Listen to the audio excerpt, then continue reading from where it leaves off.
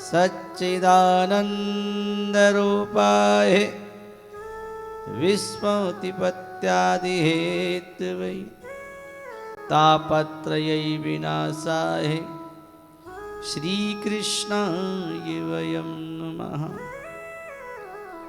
यं न प्रव्रजन्तमनुपेतमपेतकृत्यं द्वैपायनो विरहकातर्यजुहावः पुत्रेति तन्मयतया तर्वोऽभिनेदुस् तं सर्वभूतहृदयं मुनिमानतोऽस्मि। पराकृतनवदवन्दं परं ब्रह्मनराकिते सौन्दर्यसार सर्वस्वं वन्दे नन्दात्मजं प्रपन्नपारिजाताय तत्त्ववेत्तैकपाणिः ज्ञानमुद्राय कृष्णाय गीतामृतदुहे नमः। वसुदेवासुतं देवं कंसचाणूरमर्दनं देवकी परमानन्दं कृष्णं वन्दे जगद्गुरुं।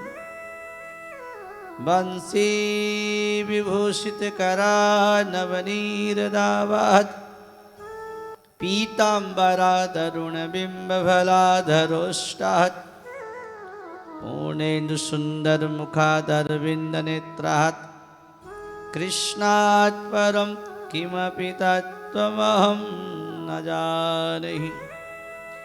हरि ओं नमः परमात्मने नमः। श्री गोविंदाय नमो नमः। श्री गुरुचरण कमलेभ्यो नमः। महात्माभ्यो नमः। सर्वेभ्यो नमो नमः।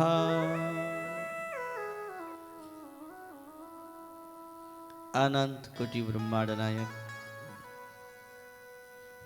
अकारण करुणा वृणाले सर्वंतर्यामी सर्वाधार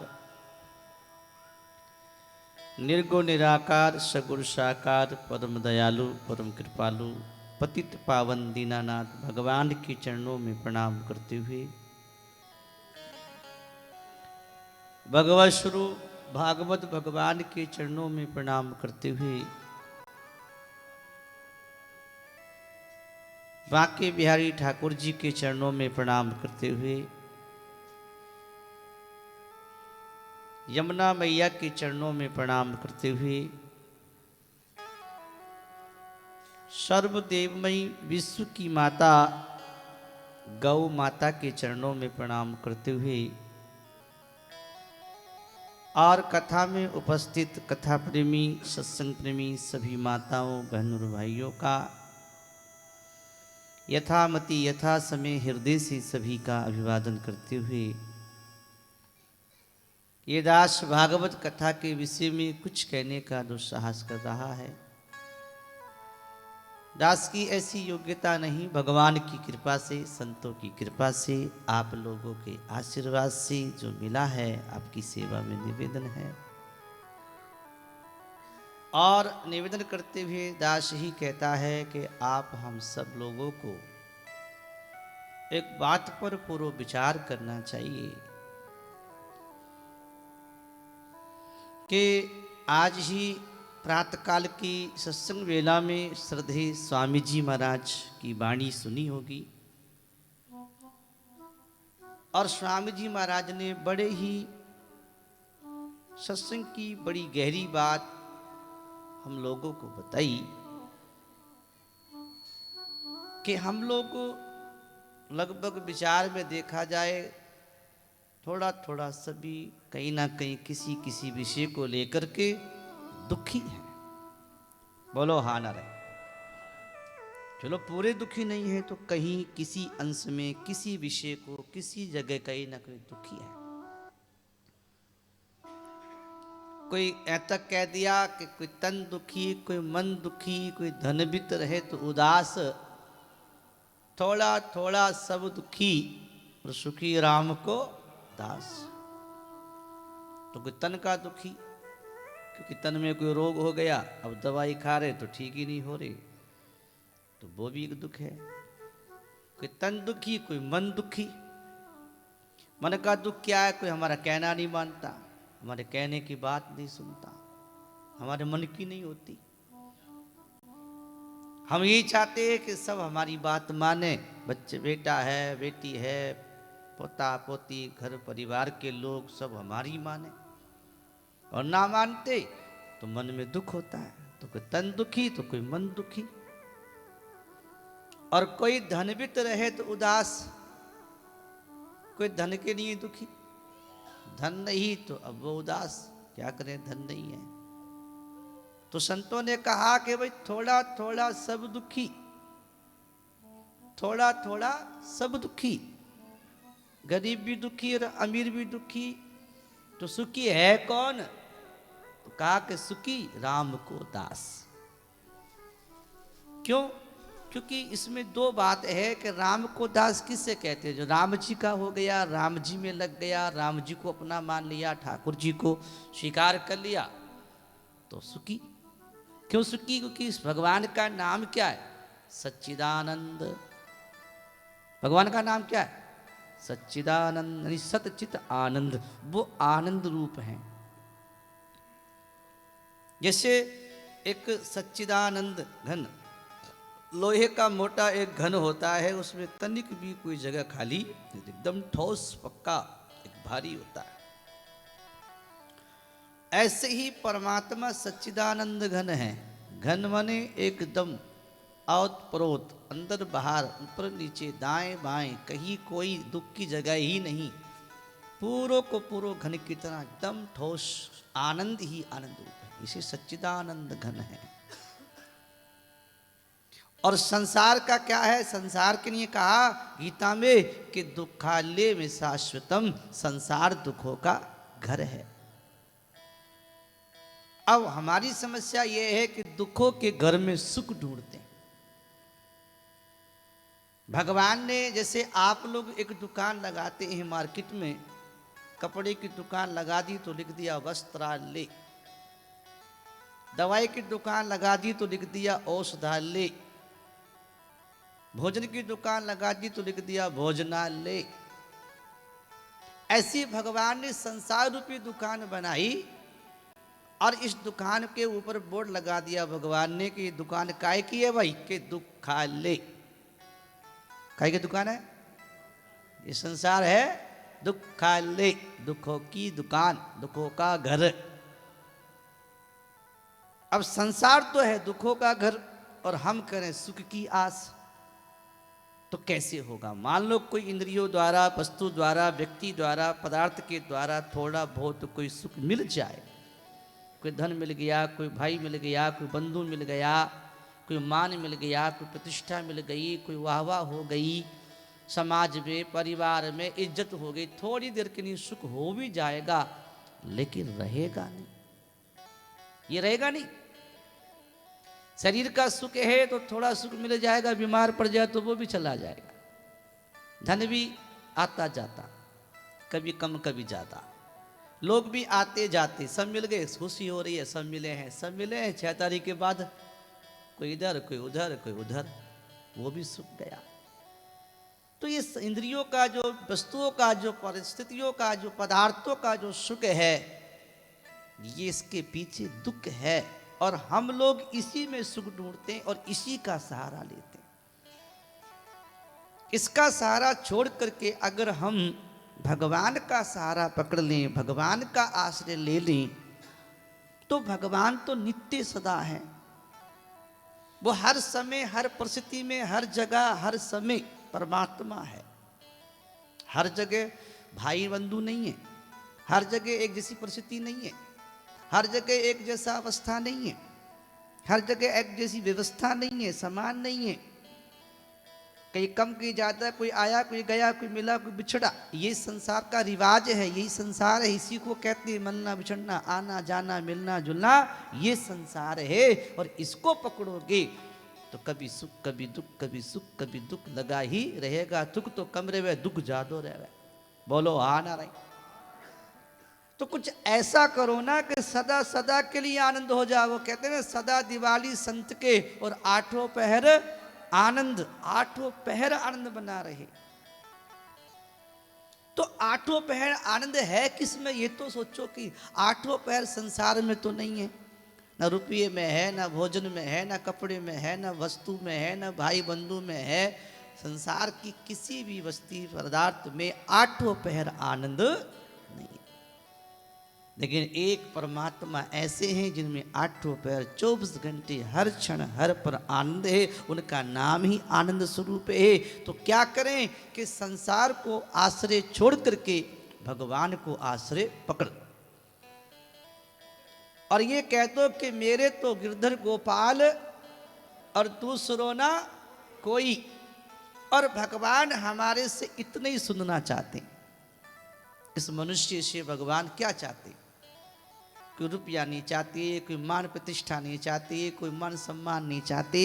भगवान हमसे ये चाहते हैं कि तू मेरा है तो मुझे अपना के।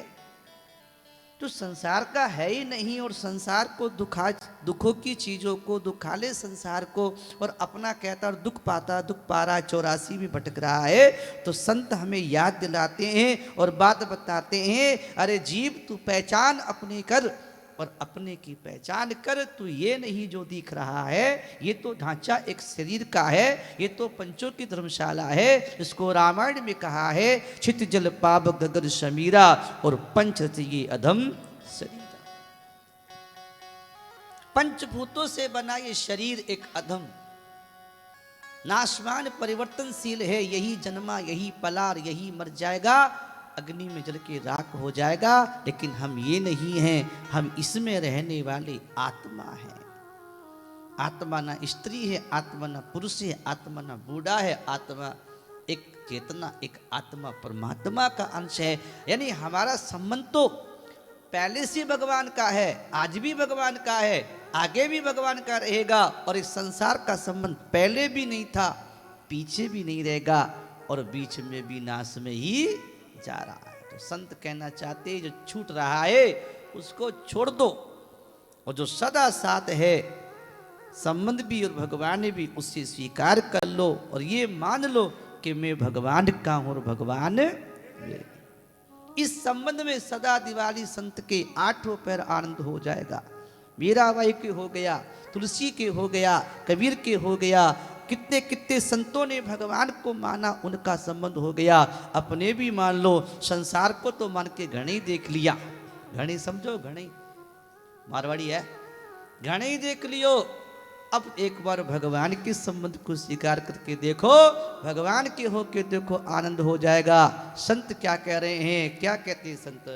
दुनिया का बनकर देख लिया, भगवान का बन कर देख जरा। दुनिया का बन कर देख लिया, भगवान का बन कर देख लिया। प्रभु भक्ति में कितनी खुशियां हैं, इस राह पे चल कर देख जरा। प्रभु भक्ति में कितनी खुशियां हैं, इस राह पे चल कर देख जरा। जोर से ताली बजाते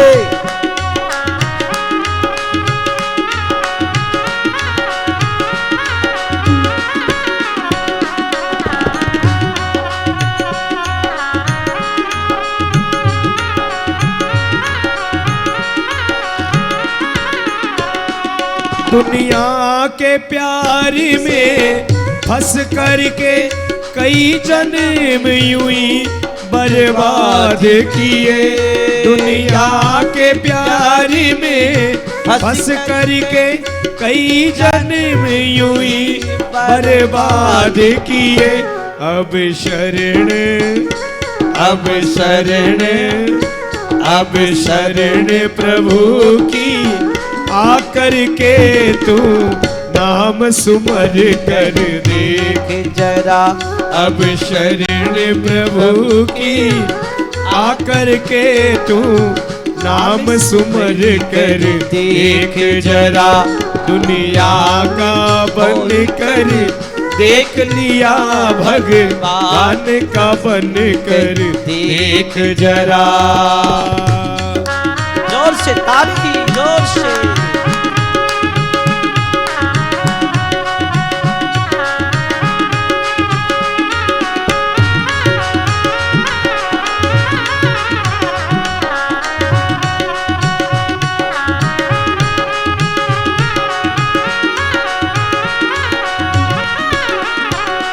प्रभु प्रेम में कितनी मस्ती है ये पूछो प्रेम दीवानों से। प्रभु प्रेम में कितनी मस्ती है यह पूछो प्रेम दीवानों से। श्रद्धायोर श्रद्धायोर श्रद्धायोर प्रेम की प्याली को एक बार तू पी कर देख जरा। श्रद्धायोर प्रेम की प्याली को एक बार तू पी कर देख जरा दुनिया का बन कर देख लिया भगवान का बन कर देख जरा। क्या बात है, बहुत बढ़िया।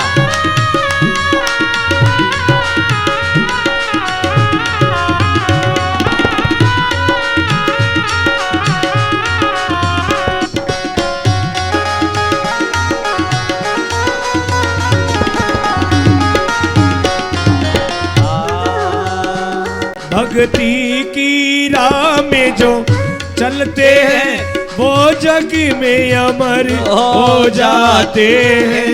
भक्ति की राह में जो चलते हैं वो जग में अमर हो जाते हैं।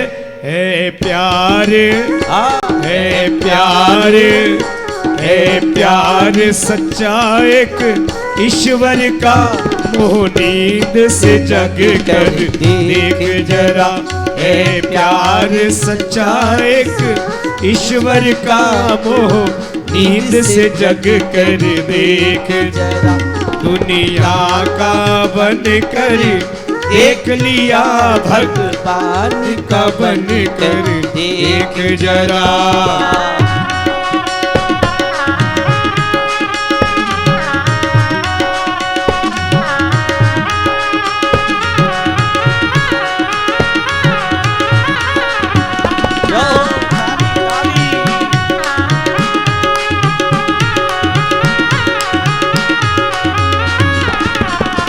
प्रभु चरण कमल से प्रीति कर पाएगा सच्चा सुख तू सदा। प्रभु चरण कमल से प्रीति कर पाएगा सच्चा सुख तू सदा। ईश्वर की संतों की आज्ञा में चल कर मन मीत को छोड़ के देख जरा। संतों की आज्ञा में चल कर मन मीत को छोड़ के देख जरा दुनिया का बन कर देख लिया भगवान का बन कर देख जरा। प्रभु भक्ति में कितनी मशियां है इस राह पे चल कर देख जरा। प्रभु भक्ति में कितनी खुशियां है इस राह पे चल कर देख जरा दुनिया का बन कर देख लिया भगवान का बन कर देख जरा। दुनिया का बन कर देख लिया भगवान का बन कर देख जरा। बोलिए बांके बिहारी लाल की। तो कहते हैं कि भाई दुनिया का तो बन के देख लिया, एक बार भगवान का बनकर देख जरा। और कहते हैं कि प्रभु भक्ति में कितनी मस्ती है, इस राह में चलकर देख जरा। तो भाई दुनिया में चलकर, राह में चल के दुनिया की तो घड़ी देख लिया, कुछ नहीं मिला, खाली हाथ है। लगता है कि ये सब मेरा है, लेकिन जब साथ कुछ नहीं चलेगा। ये बात सच्ची है कि झूठी? जचा है मन में, जचा है?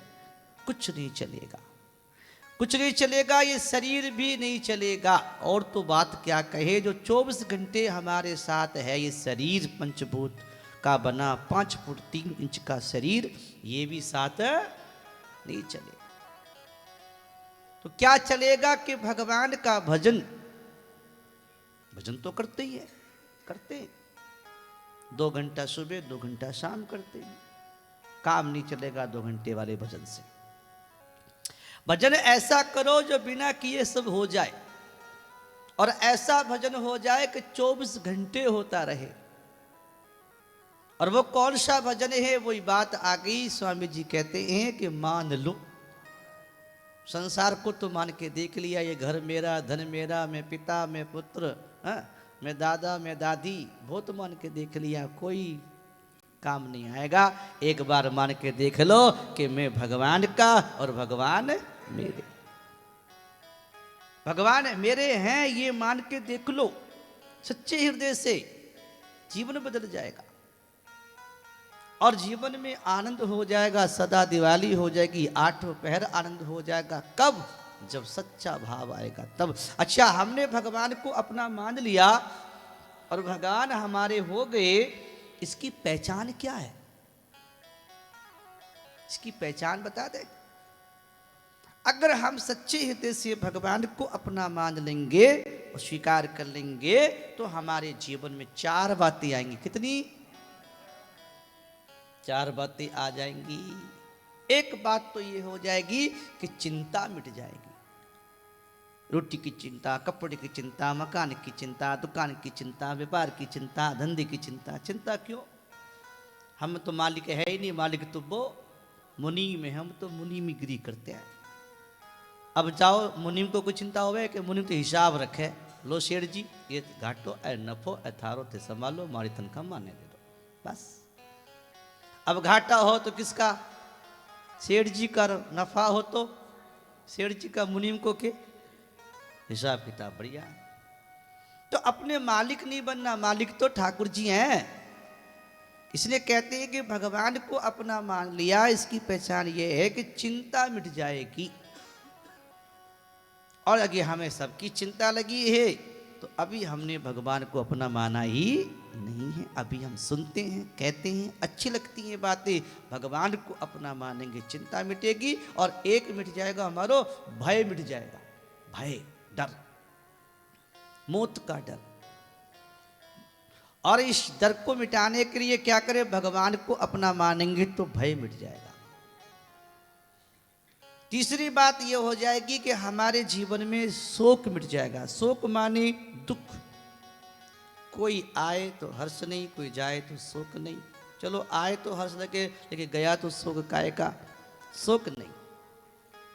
अपना कुछ आया नहीं और अपना कुछ गया ही नहीं तो शोक खाएगा करे। सब राम जी का था, राम जी ने लिया, राम जी ने दिया, राम जी के पास, राम जी की सेवा, राम जी जाने। अपने तो सदा आनंद में रहे और हमारे मन की शंका मिट जाएगी। शंका कैसे? कि छोटा सा बालक माँ के पास आता है और कहता माँ मेरी है। अब उस बालक से पूछो माँ तेरी क्यों है? क्या बच्चा जानता हमारी माँ क्यों है? बच्चा नहीं जानता, लेकिन मानता ऐसे है जैसे जानता ही हो। क्या बच्चे के मानने में कोई संदेह है? कोई शंका है? कोई शंका नहीं, एकदम कहता माँ मेरी है, माँ मेरी है, बस। इतना ही संबंध अगर हमने मान लिया तो शंका खत्म हो जाएगी। चिंता भय शोक शंका मिट गई। और तो मान लो कि हमने भगवान का समझ स्वीकार किया, तो भगवान अपने थे, अपने हैं और अपने ही रहेंगे।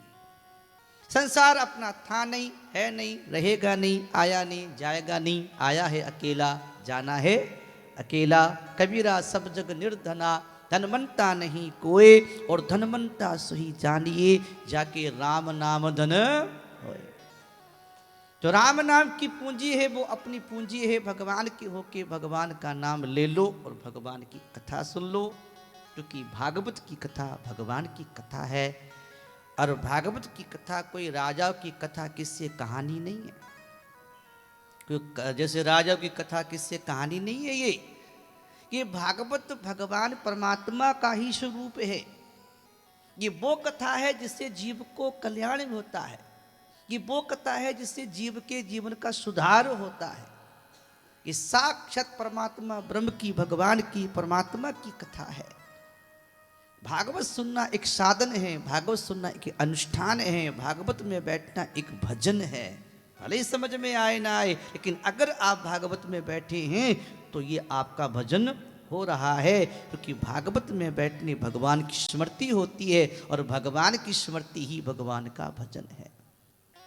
इसलिए भगवान की कथा कैसे सुनी जाए, भगवान को अपना मान के बोलो हा नारायण, बोलो राधे राधे।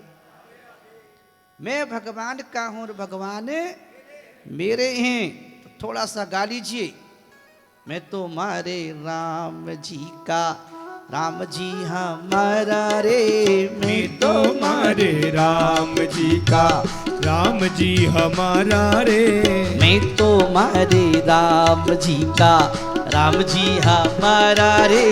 मैं तो मारे राम जी का, राम जी हमारा रे। राम जी हमारा मन लागे घना प्यारा रे। राम जी हमारा माने लागे घना प्यारा रे।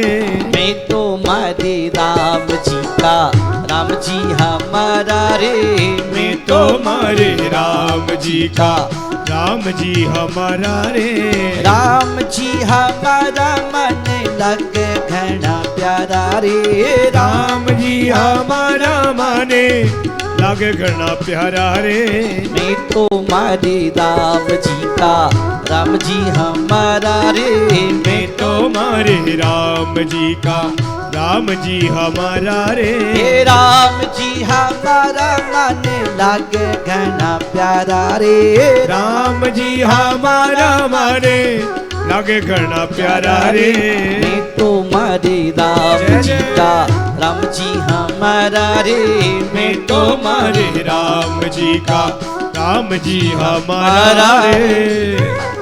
बोलो बाके बिहारी लाल की जय हो। मैं भगवान का हूं और भगवान, और भगवान से एक प्रार्थना करो, बोलो पीछे पीछे, हे नाथ, सभी बोलो, हे नाथ, हे मेरे नाथ, मैं आपको भूलू नहीं, मैं आपको भूलू नहीं। ऐसे भगवान से बीच बीच में पूजा करते, जप करते, चलते फिरते, और भगवान से कहते रहें, भगवान का बल मिलेगा, भगवान की स्मृति रहेगी, भगवान के भजन में, साधना में बल मिलेगा। तो भगवान के होके भगवान की कथा सुने, भगवान का नाम सुने। ये भागवत भगवान का ही स्वरूप है, भगवान की शब्दमयी वांगमयी प्रतिमा भगवान की मूर्ति है। कल भागवत की कथा में आप सब हम सुन रहे थे, और बहुत बड़ी कथा चली। पांडवों की कथा सुनाई, और पांडवों की कथा सुनाते पहले स्कंद में कथा चली, और पांडवों की कथा में बात आई कि राजा परीक्षित को श्राप लगा कि 7वें दिन मरोगे। राजा परीक्षित ही 7वें दिन नहीं मरेंगे भैया जी, हम सब 7वें दिन ही मरेंगे। बोलो हा नारायण। आज कितने दिन हो गए? घबराना मत, घबराना मत, मैं बता दूंगा, चिंता मत करियो, बाबा के बोला। लेकिन दिन कितने हो गए? आज 3 हो गए। कितने दिन बाकी हैं? 4 और हैं, क्योंकि 7 ही दिन हैं, 8वां कोई दिन है ही नहीं। सोमवार, मंगलवार, बुधवार, गुरुवार, शुक्रवार, शनिवार, रविवार, यही तो 7 दिन है। 8वां कौन सा है? लेकिन राजा परीक्षित को तो पता है कि 7वें दिन मरूंगा, लेकिन हम लोगों को तो 7 घंटे का भी पता नहीं है, 7 मिनट का भी पता नहीं है, और जीते तो ऐसे है जैसे अमर ही हैं, मरेंगे ही नहीं। मौत हमारे तो आएगी नहीं कभी, हम तो एकदम संजीवनी बूटी पीकर ही बैठे। और जन्म और तो और जीते ऐसे जैसे अमर ही हो गए हैं, डर बिल्कुल भी नहीं मौत का। और तो और महाराज जन्मदिन और आवे है, जन्मदिन और मना में, आज हमारा जन्मदिन है, हैप्पी बर्थडे टू यू।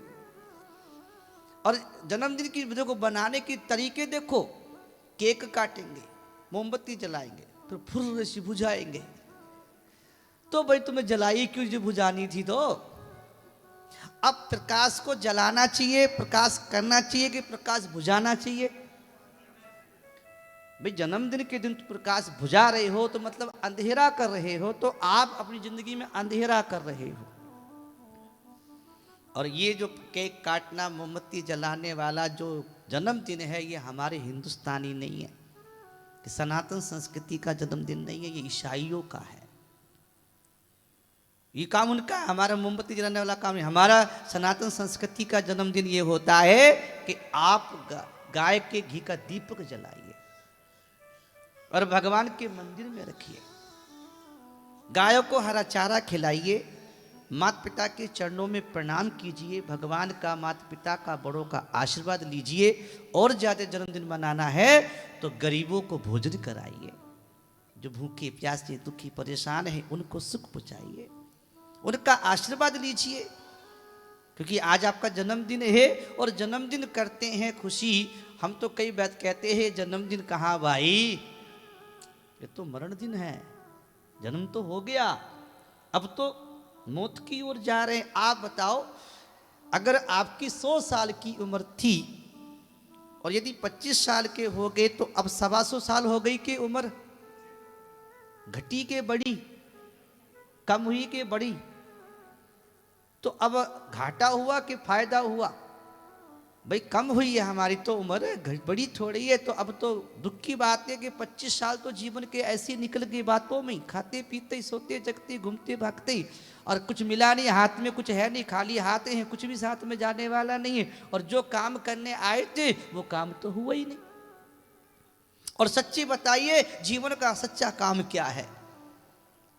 बड़ी खड़ी बात आ रही है कि सच्चा काम ये नहीं है कि जन्म ले लिया, जवान हो गए, शादी हो गई, बच्चे पाल लिए, मकान दुकान बना लिए, बच्चे बड़े हो गए, वो न्यारे हो गए, तुम बूढ़े हो गए, खाते कमाते ऐसे जीवन पूरा करके मर गए। क्या यही जीवन है? अगर ये है तो ये तो पशु भी कर लेते हैं। बच्चे तो कुतिया भी 8 पाल लेती है, तो 2 ही 4 ही पालो। पक्षी भी घोंसला बढ़िया बना लेता है। तुमने देखा वो एक पक्षी होता है, छोटा सा बीला पक्षी, पीला सा, खजूर पे घोंसला बनाता है। उसकी बनावट देखो तुम, इतनी सुंदर, इतनी कारीगरी उसके अंदर होती है कि हम लोग बना नहीं पाएंगे। कितनी भी आंधी चल जाए उसका घोंसला नहीं गिरता। खजूर पे बनाता है वो घोंसला, एकदम छोटा सा पक्षी होता है। तो मकान बनाने की, बच्चे पालने की, पेट भरने की कला तो भाई ये तो पशुओं में भी है, पक्षियों में भी है। इतना ही हमारा जीवन नहीं है। मानव को 84 लाख प्रकार के शरीरों में सबसे उत्तम कहा है। देवताओं से भी बढ़कर मनुष्य शरीर है। किस लिए कहा है? खाने पीने के लिए नहीं कहा है, क्योंकि मनुष्य ही एक ऐसा है जो अपनी आत्मा को जान सकता है, अपनी परमात्मा को पहचान सकता है, 84 के गोल चक्कर के जाल से निकल के उस परम परमात्मा के पास जा सकता है। ये मौका केवल मनुष्य जन्म में है, और हम मनुष्य हैं, इसलिए भाई लाभ ले लो। अगर मौको चूक गए तो 84 के जाल में फंसना पड़ेगा। अभी तो स्वतंत्र हो, पाप करने में भी स्वतंत्र हो, पुण्य करने में स्वतंत्र हो। लेकिन अगर ये शरीर छूट गया और कहीं भेड़ बकरी गधा कुत्ता आदि किसी अन्य शरीर में चले गए तो फिर ये मौका नहीं मिलेगा, ना सुनने का, ना कुछ करने का, ना समझने का। परम सद्य स्वामी जी महाराज से पूछा गया, कौन स्वामी जी? स्वामी जी का नाम हम लेते, कौन स्वामी जी बताइयो? सरदेव स्वामी जी का दर्शन किस किस ने किया है बताइए? बहुत बढ़िया, बहुत भाग्यशाली हो। स्वामी जी महाराज से किसी ने प्रश्न किया कि महाराज ये बताइए कि कम से कम मनुष्य को अपने जीवन में कितना भजन कर लेना चाहिए जिससे कि उसका जीवन सफल हो जाए। तो स्वामी जी ने कहा कि कम से कम मनुष्य को अपने जीवन में इतना साधन भजन तो करना चाहिए कि अगला जन्म मनुष्य का ही हो जा, जहां बैठे हो वहां से नीचे गिरना ना पड़े, गधा कुत्ता भेड़ बकरी बनना ना पड़े। तो कहा महाराज ऐसा भी कोई साधन है जिससे कि अगला जन्म मनुष्य का ही हो जाए? कि हाँ है। क्या है? कि वो है भगवत गीता। भगवान की भगवत गीता को रोज पढ़ते रहो। गीता पढ़ने वाले को अगला जन्म मनुष्य का ही मिलेगा, हो सके तो कल्याण ही हो जाएगा। और किसी कारणवश कल्याण नहीं भी हो और गीता पढ़ रहे हो रोजाना, जैसे रोज भोजन करते हैं, रोज नींद लेते हैं, रोज स्नान करते हैं, ऐसी रोज गीता को पढ़ते हैं तो अगला जन्म मनुष्य का ही मिलेगा, इसमें कोई संदेह नहीं है। और कहा कि जो गीता का पाठ करता है, भगवान का पूजन करता है रोजाना, गंगा जी का आचमन करता है, नाम का जप करता है, और कहते हैं ये साधन नाम जप गीता पाठ गंगा आचमन का करता है, उस आदमी की चर्चा यमराज के लोक में नहीं होती, वो सीधा भगवान के वैकुंठ का अधिकारी बन जाता है। तो मैं कहना चाहूंगा कि गीता पढ़ो, मानव जन्म मिला है, जीवन का कोई भरोसा ही नहीं। 7वें दिन तो कहते हैं, राजा परीक्षित को तो पता है कि 7वें दिन मरूंगे, हमें 7 घंटे का पता नहीं है।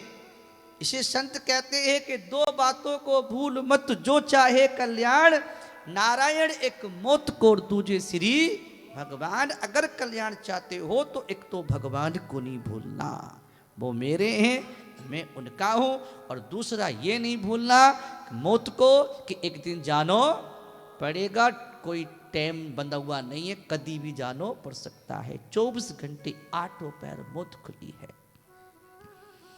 ये सतयुग नहीं जो उम्र पाकर ही मरेंगे, ये कलयुग है जो पेट में ही मर जाता है, जन्मते मर जाता है, बालक मर जाता है, जवान मर जाता है, बूढ़ा मर जाता है, जीवन का कोई भरोसा नहीं है।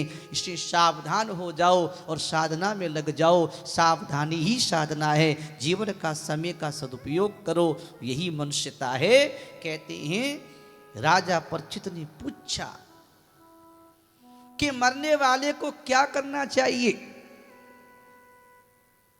सुखदेव जी कहते हैं कि मरने वाले को राम का नाम लेके मरना चाहिए, अंतमति सोगति। लेकिन क्या करें, मरते समय वही याद आता है जो जीवन भर याद किया है। एक छोटी सी बात मैं सुनाता हूं कथा में, चलो आप लोग सब पढ़े लिखे समझदार लोग बैठे हैं, एक बात बता देते हैं कि एक बार क्या हुआ, एक बूढ़ा आदमी था और मर रहा था। बेटा और बहू और पोता और पोती सगला परिवार का चारों ओर से घेर के बैठे थे कि भाई बूढ़ा मरेगा तो रोएंगे, बूढ़ा मरेगा तो रोएंगे। अब बूढ़े की सांस तो चल रही थी, बाणी नहीं खुलती थी, एकदम सीरियस था, और वो उसका हाथ ऐसे उठता था दीवार की ओर और हाथ गिर जाता। बेटे ने देखा पिताजी को हाथ दीवार की ओर जावे, लगता है इस दीवार की नींव में कहीं खजानो है। पिताजी बताना चाहते हैं लेकिन बाणी नहीं खुली, और बाणी खुल जाए तो मैं माला माल हो जाऊं। दौड़ो डॉक्टर के पास गया, डॉक्टर साहब के हाँ कोई ऐसी दवाई है जिससे हमारे पिताजी की बाणी खुल जाए, होश आ जाए? कि हाँ है। फिर खर्चो ज्यादा लगेगा, लगने दो, लाख दो, अरे 1000 2000 लग जाए तो क्या बड़ी बात है, लाखों की संपत्ति मिलेगी महाराज। आओ डॉक्टर साहब आए, टीका लाए और बूढ़े के लगवाई। दवाई बड़ी ताकत की थी।